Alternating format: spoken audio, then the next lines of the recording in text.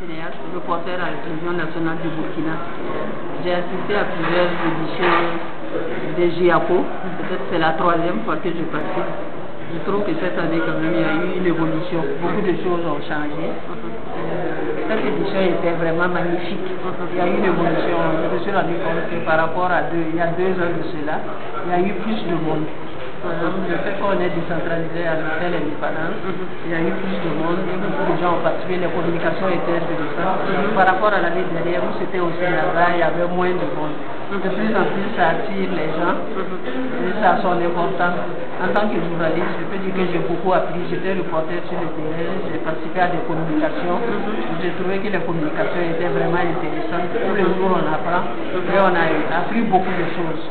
Vraiment, je trouve que cette émission était vraiment spéciale. Elle a beaucoup réussi. Quels sont une bonne chose.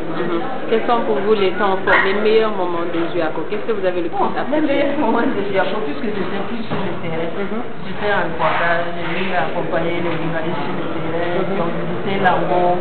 Après, j'ai suivi les communications et à l'ouverture, j'ai fait les interviews des participants. En tout cas, comme j'aime beaucoup apprendre, les communications m'ont beaucoup apporté. C'est les communications que j'ai aimées, même ce matin aussi en tant que cinéaste. Le film que j'ai vu sur la crise au Burkina en 2011, c'était vraiment bien.